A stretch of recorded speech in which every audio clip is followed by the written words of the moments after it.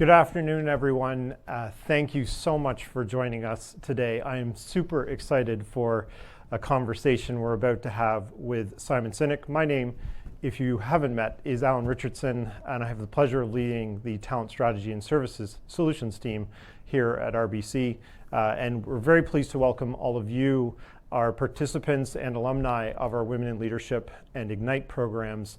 You're such important talent leaders of our firm, and we're really excited to have this conversation with Simon and learn so much from one of the visionaries of leadership today. Simon, welcome. You probably don't need too much of an intro, but for those that may not have Googled you, Simon is an author of multiple best-selling books, starting with the first, which is Start With Why, and a famous TED Talk that really kicked off a revolution in leadership that is built on Simon's unshakable optimism in the future. Through a number of books, one that my team read called The Infinite Game, and if you have the pleasure of picking up one of those books, that's the one I would suggest personally. I thought it was a great view of how leaders and business need to change for the future. It's such a pleasure to have you, Simon. Thank you so much for joining, and welcome. Thanks for having me. Nice to be here. So Simon, I think we'll start where you started and talk about finding your why. And you know, leaders today, it's a crazy world. It's a VUCA world. It's a world that is uncertain and hard to deal with and challenging. And leaders, I think, struggle more than ever to identify why am I here? Why am I leading? Why is our organization doing what we do? And if you could take us through your journey and sort of how you see that playing out today for leaders in the world, I think that would be a great place to start. So, absolutely. I'll share, I think, one perspective that I think is very, very helpful. When COVID showed up and we all went into lockdown, I was paying attention to how leaders were reacting. And what I saw was quite fascinating, which is the number of leaders who, in these extremely difficult times, leaned back into their own humanity. In other words, they picked up the telephone, they called their team members one by one, and they said, "How are you?" And whether they were effective or ineffective leaders prior to COVID, this is how most people reacted. And by the way, that's just called good leadership. And it doesn't require stress or a pandemic to be concerned with somebody else's well-being. And I said this all through the pandemic, which is I hope this lasts. Because like I said, it doesn't matter if it's good times or hard times, that is being concerned with how someone leads. And I think that's sort of the big change that's been happening in leadership for the past sort of 20 or 30 years, which has become so obsessed with short-termism. We became so obsessed with annual numbers and quarterly numbers, and we started to excessively use the lives of human beings to manage quarterly and annual results. The use of mass layoffs, for example, to meet arbitrary targets at the end of the year didn't exist prior to the 1980s. It just didn't exist in the way it does. And now I think we're starting to see the results. We're starting to see pushback. We're starting to see cynicism about capitalism. We're starting to see reduction in loyalty, and for good reason. And so now I think the pendulum is swinging the other way. And I think the good news is that good leadership is the solution to so many of the challenges we're facing in business today. That's fantastic. And so as leaders are searching for that and from the basis of, you know, a human-centric style of leadership and thinking about trust as that currency that you need to build, what are you seeing great leaders do? You know, the reach out, I think, is an important first step, but what are they doing to build that trust and to sort of expand the relationship they have with their employees? So there's an irony to all of this, which is a lot of us already know how to do this stuff. Like, have you ever been on a date? Have you ever made a friend? Right? Like, we know how to build trust. Mm-hmm. You know, our survival depends on these social skills. And for some reason, when we get to work, those skills seem to go out the window. And so there's massive opportunity for companies to start teaching human skills. I hate the term soft skills. You know, hard skills are the skills we need to do our job, and human skills are the skills we need to be better humans. And what you need is a balance of both of those skills. You know, hard and soft are opposite. We don't want skills that work against each other. And so human skills include things like how to have a difficult conversation, how to have an effective confrontation, how to give and receive feedback, how to listen actively, how to demonstrate empathy. And believe it or not, these skills are difficult, and we have to learn them. And when somebody joins our company, we give them tons of training how to do their job. Whatever their job is, we train them. Some people get advanced degrees in how to do their jobs. Why? So they'll be good at their job. But then we put people in leadership positions and give them little to no training on how to lead. We don't teach them human skills. And leadership is a human job. You're no longer doing the job. You're now leading other people who do the job you used to do. There's a big difference between a salesperson and a sales manager, for example. They're completely different skill sets. So I think there's a massive opportunity to start teaching human skills, and that's what makes the difference. It feels like sometimes we kind of expect people to your point, to bring that with them and don't necessarily focus on that in our training efforts. I think the other result I see is you see too many player coaches. So it's leaders who are still doing and not actually focusing their attention and efforts on leadership. Absolutely. And so as RBC really is focused very much on our clients and putting our clients first, on our communities and supporting our communities as in financial institutions play such an important role there, which we believe brings purpose to what we do. But I think then it's finding, and what are you seeing in terms of how people are connecting their teams to that purpose in challenging times when there's so many different pressures? To your point, we still have quarterly goals and measures, as do any large organization, but how are they then connecting that too? And from my standpoint, I'm thinking about the why as opposed to the how, which I see a lot of leaders focusing how first and why third. Maybe talk a little bit about why you put the why first. I mean, you said it. You said it right there and then, which is the hierarchy matters. Mm-hmm. I've never met a CEO who doesn't think their people are important. The problem is where in the hierarchy. I've been to so many corporate presentations and I've watched CEOs present our priorities, and number 1 is growth, number 2 is shareholder value, number 3 is our customer, and number 4 is our employees. We care about people. They're right there, number 4 on the list.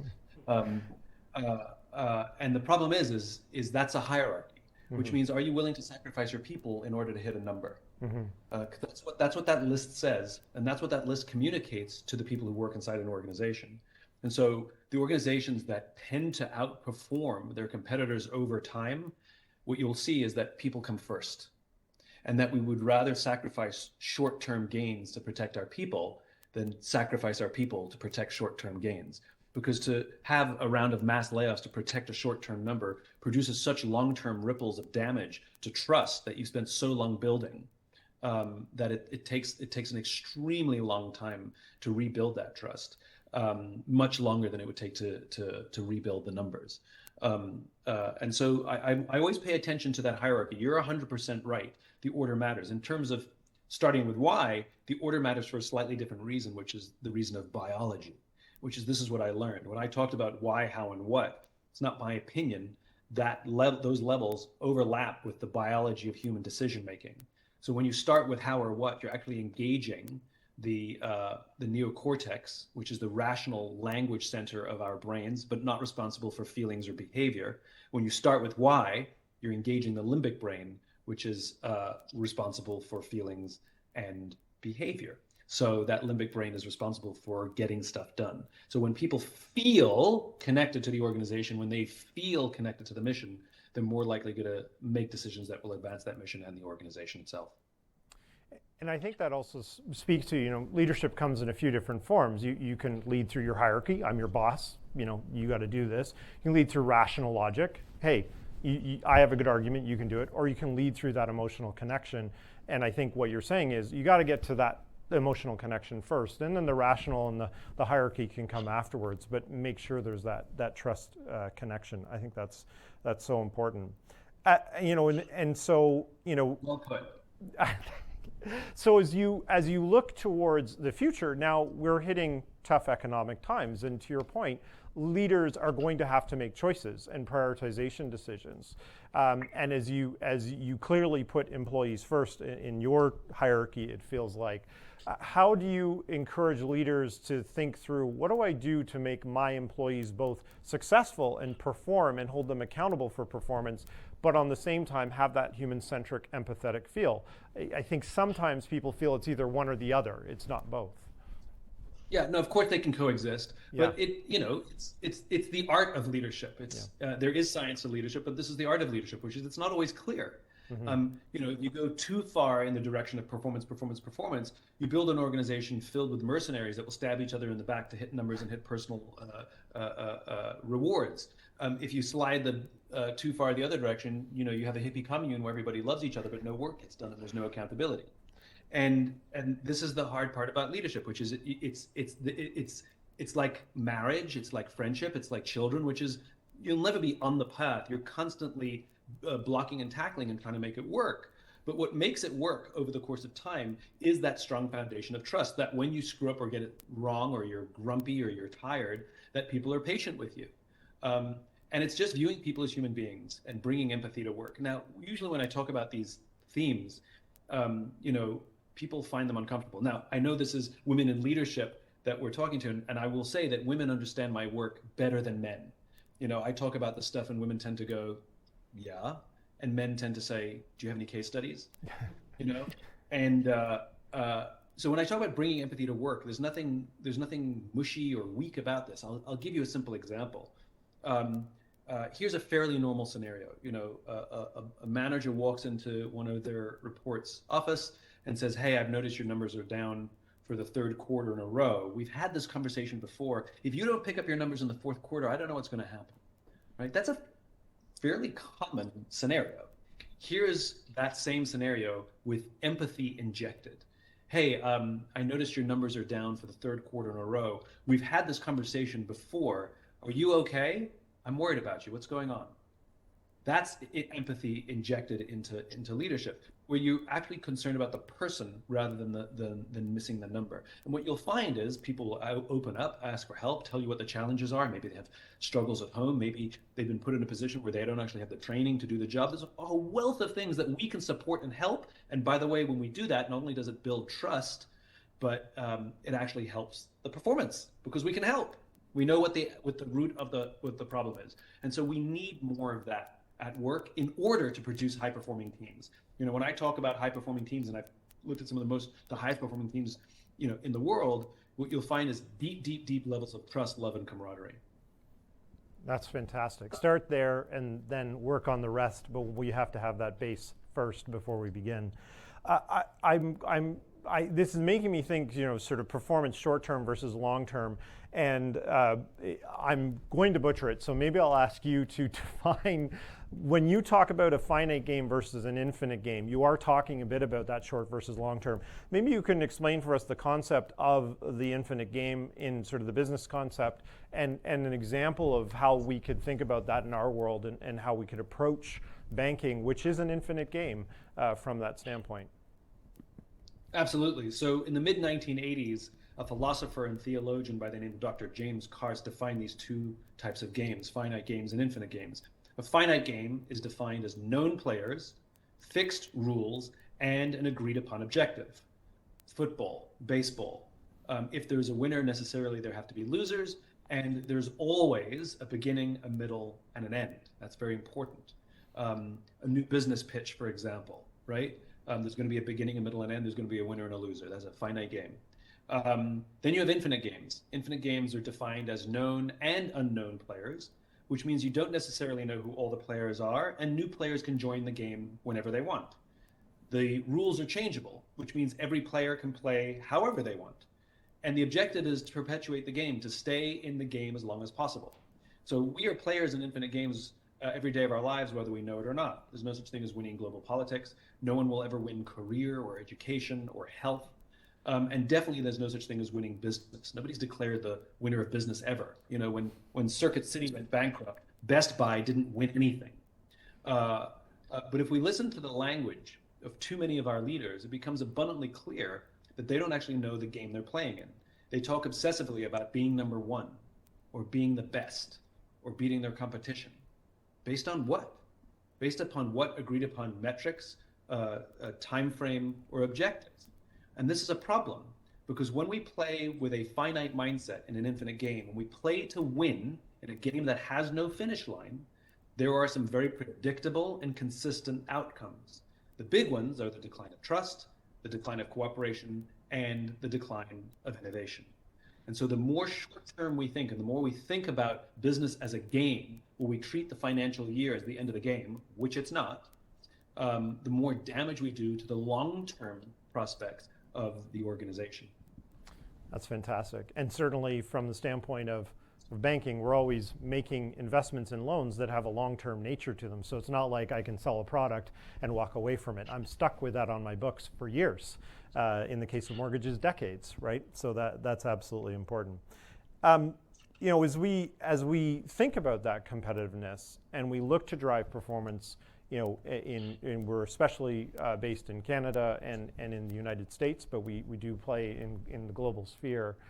What do you think we need to be mindful of as we sort of trend through the next few years? And I think we've touched on a few of those topics, but as you're looking at leaderships and you're thinking of great teams and what they're doing right now to prepare for 5 or 10 years out, what are they talking about? What are they thinking about? Well, I'm going to sound like a broken record, which is the great competitive advantage that a lot of companies are missing is the quality of the culture and the quality of your long-term strategy, right? And when companies articulate finite goals as their long-term strategy to be number one or hit certain goals in 5 years, you know, that's a finite goal. That's not what that is. And by the way, just to go off on a slight tangent, you know, finite and infinite games are not mutually exclusive. You can have finite games within the infinite game, right? But the infinite game is the context within which those finite games exist. So to have a long-term vision that is not about some goal, when we confuse goals with long-term vision. Long-term vision is how we imagine the world and how we're going to use our companies to contribute to the building of that world. In other words, you say you're customer-focused, then you can't have your long-term vision be about you, because then you're not customer-focused. If you're customer focused, then you have a long-term vision of the kinds of lives you want your customers and clients to live, of how you want the community and society to look like, and you will use your business to advance towards that vision. And the goals you set are the markers that demonstrate metrics, proof that you're moving closer and closer towards that. Think of it like running a marathon. Like you can't run a marathon without mile markers. Like the metrics are good, but they are an indication of progress, of speed and distance towards something even bigger and grander. It strikes me that that's probably why a lot of us and a lot of companies, a lot of politicians and organizations generally are struggling with the climate story, because there's not an end to the climate story. It's not like we're going to solve climate by 2030. It will be a forever fight that we need to be constantly involved in. And I guess creating that mindset in how we're approaching it and telling our story that way becomes much more powerful.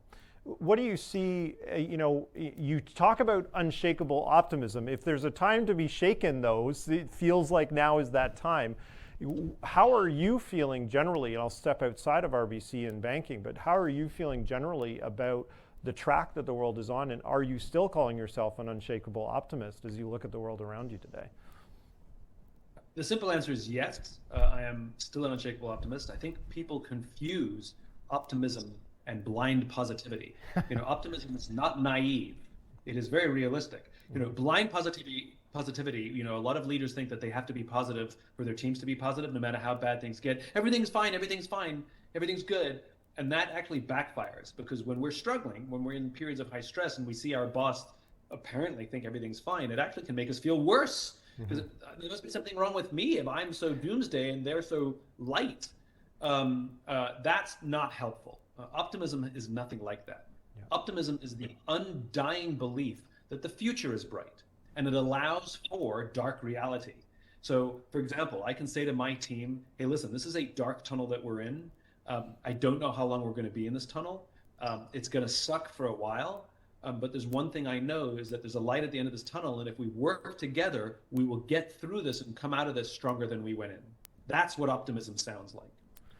That's great, and it makes me think of Alan Mulally, who would always say, the moment that I stop hearing things from my employees through the newspaper, but they come to me, I know I'm having the right dialogue with them about where we're actually at. And yes, he's a very optimistic guy like you are, but he fundamentally felt that they had to be having very real conversations. Speaking of real conversations, so both of these programs I mentioned are for colleagues from diverse backgrounds and folks that we really believe face challenges above the average in the workplace today.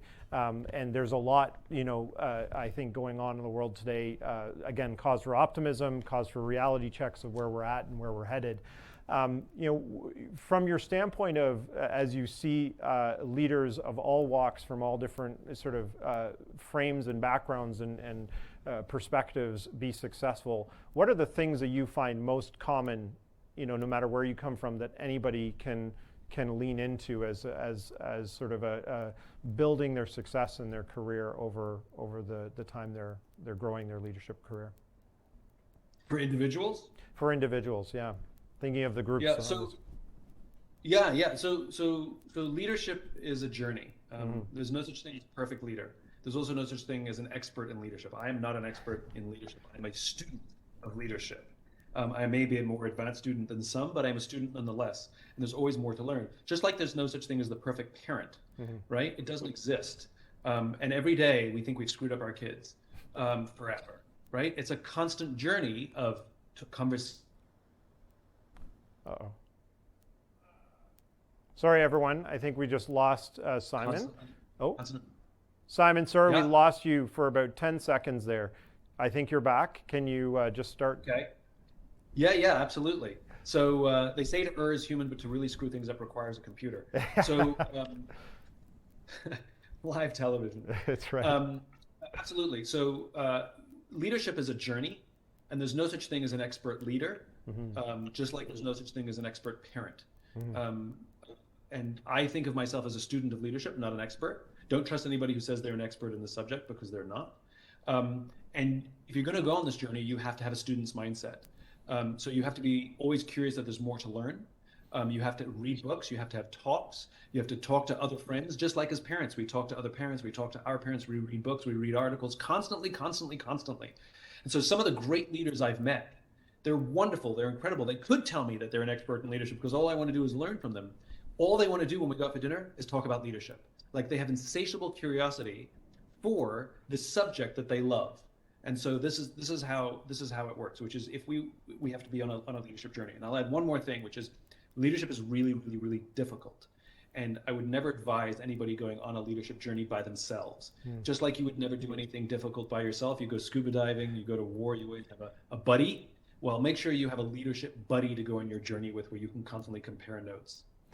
That's right, and someone to check you, and certainly we also love coaches, and having a coach who can sort of mentor you. I think it's something that we are slowly absorbing from the sports world, is how do you actually create coaching more ingrained in the journey that leaders need to take is absolutely critical. You mentioned parents, and I'm going to go back to your runaway millennial video for a second, if I may. And you pointed out then the dangers of social media. This was 2017. You pointed out the dangers of a culture where everyone is actually looking on their phone. We then went into the pandemic, and multitasking became simple. It was actually kind of easy, though I'm told I'm not necessarily the best at hiding when I'm multitasking, but I see a pretty significant shift to multitasking as we've come back from sort of a remote world. And I'm interested to sort of, as you think about it 6 years later, are you more panicked or more worried about the impact of sort of a multitasking world, or do you think it's something that we are getting a handle on, or is it less of a concern today? There is no data to show that human beings are capable of multitasking. It is you can do one thing well, two things mediocre, and three things or more badly. And if you've ever been having a conversation with somebody and they pick up their phone and look down, and you think that they're listening to you, it's never happened in the history of humankind. So there is no such thing as multitasking, right? We can stack things. And I think one of the things that we've done is and I have this conversation with young people. Just because they're adept at their phones and they're adept at social media. They have the false belief that they can multitask. Talk to any boss and talk to any college professor about the quality of writing and the quality of work, and you'll see that it's declined because it's write a little bit, check my phone, write a little bit, check my phone. And you'll see that they might write great sentences or great paragraphs, except that those paragraphs are not connected to each other. So there's no such thing as multitasking. So let's just forget that. What the pandemic has done, to your point, other people are just better at faking it than you are. And what the pandemic has done, unfortunately, is made us very comfortable working from home. And for especially young people, but for a lot of us, we think that we've won the lottery, that this is the world's greatest way to work, where I can have total freedom and make a living and be a part of a team, but for the fact that we're not members of teams. Isaac Stern said, the famous violinist said, he said, music happens between the notes. Well, trust happens between the meetings, right? It's the walking into the meeting and the chit chat. And it's the walking out of the meeting where we're continuing the chit chat. It's the bumping into somebody in the hallway and being like, oh, I meant to tell you. It's grabbing somebody and saying, hey, you want to get a cup of coffee? And it's all these seemingly innocuous little interactions that by themselves do nothing, but in concert, they actually build human relationship. And the problem with online is all of those in-betweens are gone. All we have is the meeting. That's it. That's all we've got. And so it's extremely difficult to build trust online. You actually have to do more work. It's like any company that it's just doing it the same and just having the meetings. No, you have to really do more work and artificially create social interaction. And even then, and I've had a virtual company for over 10 years, even then, we still have business trips where we visit each other, and we still have offsites where we come together as an entire team, because we know that nothing replaces good old-fashioned human interaction. And by the way, you cannot do brainstorming or have great creativity online. It just doesn't exist. You can do it in person very easily because we interrupt each other. And it's, whereas online is very, very formal, like everybody's on mute, nobody wants to speak, it's not interruptive and chaotic, which is what you need for brainstorming. So we can live in a hybrid world where both exist, but I think for too many, they believe the future of work is online, and it'll be to the detriment of the company, but worse, it'll be to the detriment of the mental health of the person who never interacts with people. Right. That's well said, and certainly something that I think our CEO, Dave McKay, would agree with you firmly on, and we are certainly on that journey, sort of learning to work in a hybrid world, which, as you said, is not as easy as working in a purely in-person world where those collisions happen naturally. It's much more structured, and you have to be very thoughtful about how you manage it. As you think of, sorry, go, yeah. I was going to add one more thought, but yes, please. Really quickly, I'm fully aware and I recognize that the old working world where everybody came to work all the time favored the extroverts. Yeah. I get that. And the introverts sometimes struggled. But when we went to a fully remote world, which the introverts loved, now the extroverts were struggling because they need that human interaction, right? And so there's always going to be a loser in these scenarios if we choose one or. And if we truly love our teams, the correct answer is, I will sacrifice some of the time so that the people I work with can thrive the way that they thrive. So as an introvert, I accept that I sometimes have to come to work. And as an extrovert, I accept that sometimes I have to be separated because it helps my colleagues. And the point is we're making it an act of service. We're making flexible work and figuring out how work works for each other, where I think too much of the conversation has been about me and how I like to work. And you're not the only person on the team. And so there is no perfect work scenario. I get that. And the question is I'm willing to sacrifice some so that others may thrive. I think that's great, and it's that sense of how do we the importance of team, especially in today's world. We don't all have the answers. We don't all have. No one person is the heroic leader who's got everything today. Not that was ever true, but as a result, understanding how you bring the best out of your team, and if anything, that management of your team has gotten harder because you're actually adding dimensions that we didn't have to think about before. That's absolutely right. So then, as you think about a leader with all these pressures, and they are trying to get the performance out of their team, be balanced with empathy, this, and we've heard this is leading to burnout at a pretty big scale. And you see it in different ways. I think often senior leaders show burnout very differently because they're such a hard driving person, they're just not willing to give up. But are you seeing this as a potential sort of as a risk that we are dealing with as organizations? And what are you seeing on the, how do you address burnout, and how do you suggest we go about sort of thinking about that from a leadership standpoint? So the simple answer is yes. Yeah. And what I think is so funny is the language. I mean, we've heard the language of quiet quitting. Mm-hmm. Well, quiet quitting is what people in positions of leadership say that people who are more junior are doing. But when we talk about our quiet quitting, we talk about finding work-life balance, right? So everybody's a quiet quitter and everybody's looking for work-life balance. It all depends on which perspective you're looking from. So there's a few things that help reduce burnout, and that one is the biggest one is the trust that someone has my back, mm-hmm. right? And this is, I think, one of the things we didn't expect when we had remote work, which is that burnout was going to happen a lot higher, because I'm working all the time now, and the barriers are breaking down as to when I stop working and when I'm not working. We don't have that work-life separation, that the separation of church and state as clearly anymore. Like, the boundaries are very difficult.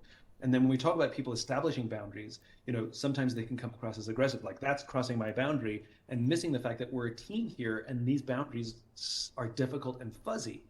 And so one of the biggest helpers to reduce burnout is one, relationships. Make sure you have somebody who you can go to and say, I'm struggling, I'm having a hard day, I'm fed up, I'm mad, I hate this, screw this job. Venting is healthy, and we don't really get to vent much when we're in a fully online way, because we're and especially during the pandemic, we saw this, which is we used to go to work, then go meet our friends for drinks or dinner after work and vent. Yeah. Very healthy, right? And then what happened when we went into the pandemic, which is we go to work and then that's it. Nothing, no way to get the stress out. So that's number one, please, relationships. The other one is learning how to prioritize me time. And it's more simple than you think. Like, we often put things in our calendars that, though we put them in our calendar, they're not fixed. For example, you want to go work out, mm-hmm. right? And you put in your calendar from 3 to 4 p.m. I'm going to work out. And then somebody says, hey, can you meet at 4 p.m.? And the first thing you do is cut it out, right? So what I do is I actually put an hour a week. I'll put and it's called creative time or me time, and I treat it like it's a meeting. Mm-hmm. Right? So when somebody says to me, can you meet at 2 to 3 on Thursday? And I look at my calendar and it says creative time, I say, sorry, I have a conflict. Can I meet you on Friday in the morning? Now, of course, there are always sometimes emergencies that those spaces get filled, but I've become very protective of these little recharge moments where I will not put any meetings in there, and I can choose to do with those creative spaces what I want. I can do creative work, or sometimes I can catch up on things that I'm struggling to catch up on. Mm-hmm. The point is I get to dictate what happens in that time. And the most important thing is to be super protective of them. You don't need a lot of them, but you do need them. Yeah. And that speaks to a broader point, and it goes back to the earlier discussion. Time management seems to be a bit of a lost skill. We've packed our days full, and we're not leaving flex for how do we spend our time on those longer term things? How do we spend our times on creative or on ourselves? And it's just booked and that was also, I think, something that happened in the pandemic, as you said, where we just crammed our day full of meetings because that's all we really had time for. And how are you thinking, what would be your suggestions more broadly around the time management, if there's anything else there, but and just in terms of how critical that is, because I'm seeing that as an element of what's driving some of the sort of swirl and ambiguity is truthfully at its root time management. Yeah, so again, I'm a slave to my calendar as well. Yeah. So Mm-hmm. instead of trying to escape my calendar, I built in the gaps in the calendar. So I'm still a slave to the calendar. I look forward to these little gaps that are there and very, very protective. So that's number one. Yeah. I think the other thing when it comes to time management is defining work days.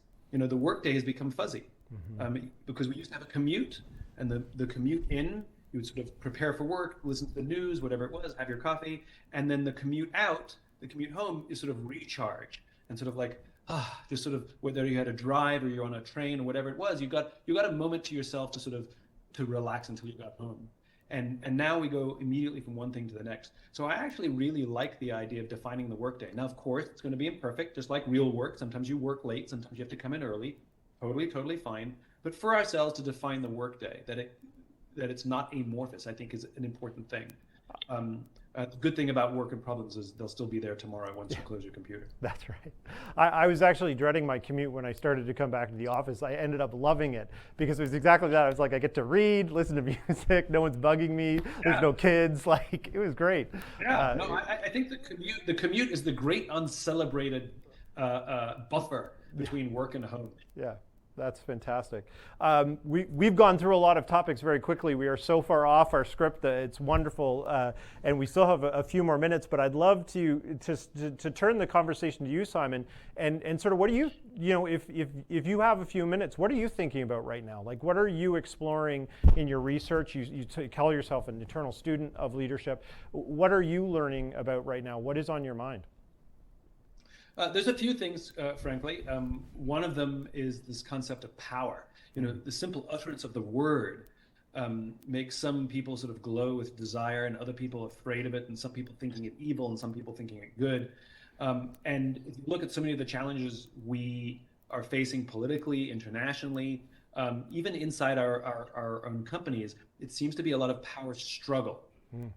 It also raises the question of external power versus internal power, power that comes from numbers versus feeling powerless yourself, or feeling that you're subjected or have somebody else has power over you, and how we have unhealthy reactions to those feelings. And so it becomes very, very interesting what it means to manage power and balance power in a modern day and age, given all the factors that we've talked about, some of already. So I become very, very interested in that. That's fascinating. And I think power is, you sort of mentioned it, it's the control, right? And that was something that we saw in the pandemic, was the loss of control was a lot of what drove people's anxiety, because they didn't feel they were in control anymore. And again, as you think about where we are in the world we're in, that sense of control is often something that we miss and makes us feel powerless. And so are you looking at that in terms of how people and leaders specifically build control, over themselves through their organizations? Is that something that would be part of that? Yeah, absolutely. Like, if you have power, if you have positions of power, how do you manage that responsibly? I'll give you one little statistic that I stumbled upon, which will make perfect sense when I say it, but especially as a bank, you realize the power you have to help people feel powerful rather than powerless, which is this little statistic that a disproportionately high number of the January 6th invaders in the Capitol in Washington, D.C., a disproportionately high number of them either were struggling with or have struggled with significant financial stress, including personal bankruptcy or significant credit card debt, way, way higher than the national average. Yeah. So if you think about that, somebody who feels powerless because they're drowning in debt or unable to take control of their financial future, what does that do to somebody's mindset when they feel that way? And I think that's an amazing opportunity that a bank can recognize, that somebody who's struggling feels powerless, and how do we help them feel powerful? Simply by getting them on a track where they can see that there's a light at the end of the tunnel. Yeah, I spent nearly a decade as a consultant, and externally looking at a bank, you see the loans and the deposits, and it seems very transactional. But coming into the bank, you realize, to your point, the influence you have over a society and community by being the lifeblood, by generating capital and deploying capital.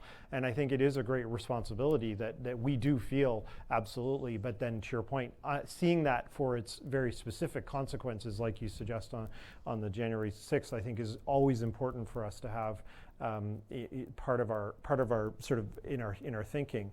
But as you go with that, it is how do we as a bank take where is the right points for us to take a stand on that, and how do we affect change through that is really important for us to consider.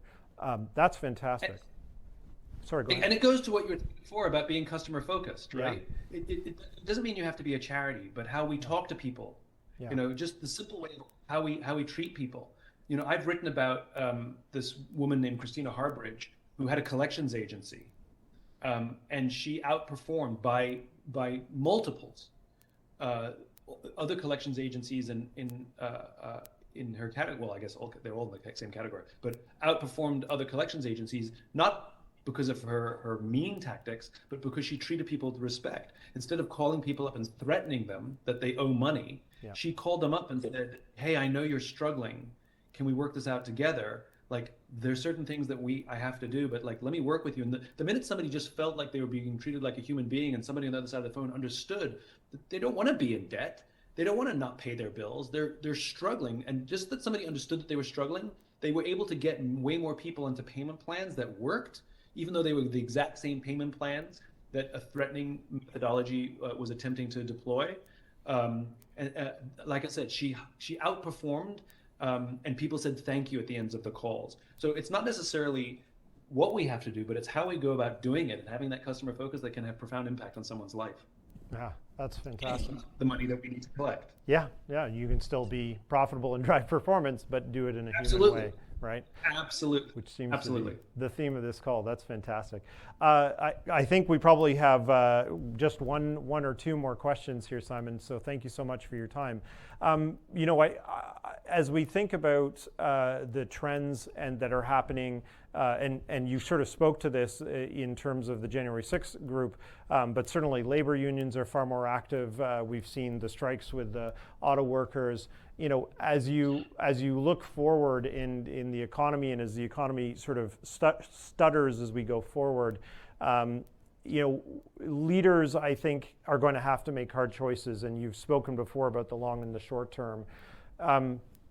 What is your encouragement? What would you say to RBC in terms of your encouragement for how we need to hold ourselves to thinking about that long term, and what are the things you would ask us to think through as we go forward through the next couple of years? I mean, this is the value of the infinite game. This is summarized. This is the purpose of the infinite game, which is you don't have competitors in your industry that you need to beat, right? It's a false narrative. This is the magical thing about business. It's an infinite game, and multiple companies selling about the same product, about the same price, about the same quality can both be wildly successful at the same time. And to view the other players in your category, to view the other players in your industry as worthy rivals, that some of them do one or many things better than you, and you can learn from them. But the only true competitor is yourself. How do you do better than yourselves? How do you make your leaders better this year than they were last year? How do you make your customer service better this year than they were last year? How do you make your innovation and your online tools better this year than they were last year? And learn from everybody else, but compete against yourself first. And this is the single best long-term strategy that you can ever deploy. And you will find yourself way more innovative because you're not trying to me too or catch up with whatever everybody else is doing. You're thinking for yourselves. And I'll give you one example to drive home the point, which is Microsoft versus Apple. Steve Ballmer, when he was the CEO of Microsoft, was hell-bent on beating Apple and their iPod. And he was going to come up with his own product, and he was going to outperform and beat Apple. Literally, he talked about it obsessively, right? Except Apple was ignoring Microsoft, and they were trying to compete against themselves. So at some point, it's true. Microsoft's product, Microsoft's MP3 player, the Zune, actually did get better than the iPod. Except about a year or two later, Apple introduced the iPhone that rendered both the iPod and the Zune at completely obsolete. Microsoft was competing against Apple. Apple was competing against itself. Apple was the innovative company. Yeah, and that's the infinite game, exactly, long term. Fantastic. Well, thank you so much. It's been a true pleasure getting the chance to chat to you, Simon. Parting shot. What's the title of your next book? Where is it going to be? All about power, and is that what it's going to focus on? Oh, you've been colluding with my publisher, I see. We'll see. We'll see where it goes, but I can guarantee you it'll be something forward-thinking and optimistic. Thank you so much. Simon, it was a pleasure chatting to you. Thank you so much for taking the time to chat to us. Team, thank you for joining us today. It was great. I hope you enjoyed listening to Simon. So many great lessons for us as we think about our journey as leaders, which is never truly done. So hopefully this spurs you on to the next leg. Thank you for joining. Have a wonderful afternoon. Thank you, everybody. Thank you, Simon.